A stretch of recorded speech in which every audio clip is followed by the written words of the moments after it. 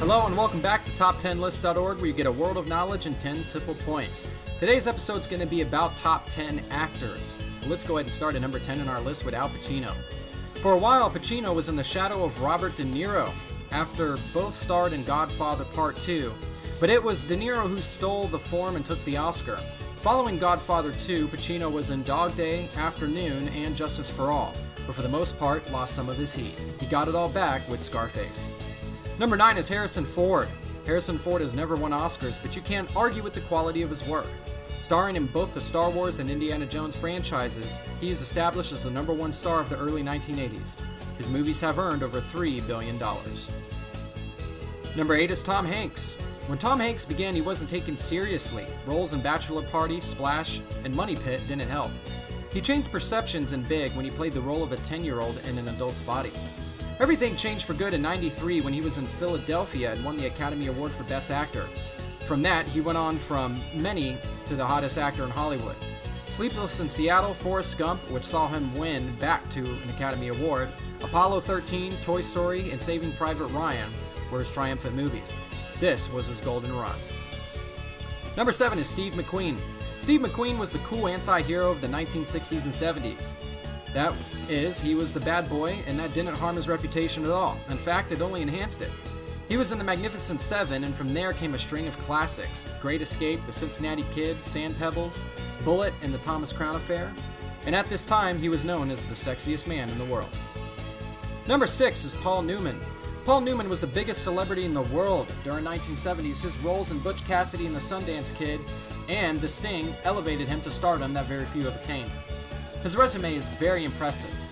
Cat on a Hot Tin Roof, Exodus, The Hustler, Hud and Cool, Hand Luke were the movies that put him on the map before those two super films came along. Number 5 is Jimmy Stewart. Jimmy Stewart was a movie star from an era that is so foreign to that of today. Ladies wanted to date him and guys wanted to be his friend, and this came across on the screen. Besides being an actor, he saw active duty in the Second World War. His role in It's a Wonderful World, that which firmly established him as a movie star. He followed up this role with Mr. Smith Goes to Washington, which came out in the same year. From there came The Philadelphia Story, and this saw him win the Academy Award and was his last big role before the war. Following the war came It's a Wonderful Life, Rope, and Harvey. Number 4 is Spencer Tracy. That Tracy was a movie star from 1930 to 1960, and it shows how different a time that was. Spencer Tracy doesn't resemble a movie star at all to how they do in 2012. But when he won back-to-back Oscars for Captains, Courageous, and Boys Town, he was entrenched as a main man. He would then be nominated another 7 times in total, but wouldn't win again. His roles in Father of the Bride, Bad Day at Black Rock, Old Man in the Sea, Judgment at Nuremberg, and Guess Who's Coming to Dinner are the stuff of movie legend. Number 3 is Jack Nicholson. With 12 Oscar nominations and 3 wins, Nicholson is one of the greatest actors of all time, especially in the latter parts of the 20th century. He rose to fame with Easy Rider, and that put him on the map. From that, he was able to get parts in 5 Easy Pieces and Chinatown. One Flew Over the Cuckoo's Nest won him his first Academy Award and firmly established him. He consolidated his presence on the landscape with The Shining and Reds. Number 2 is Marlon Brando.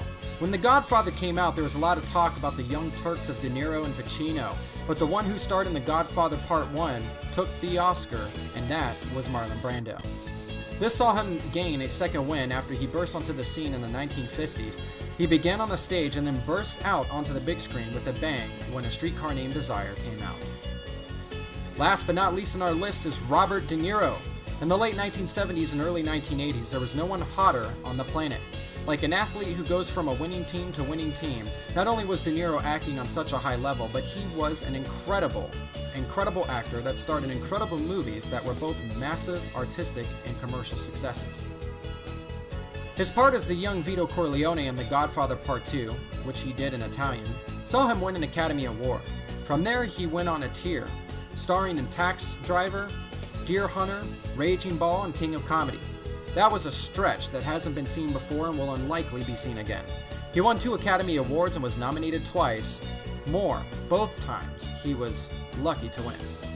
Thank you so much for joining us again in this edition of Top 10. If you enjoyed this list of Top 10 actors, click subscribe and don't hesitate to join us again for another edition of Top 10 List.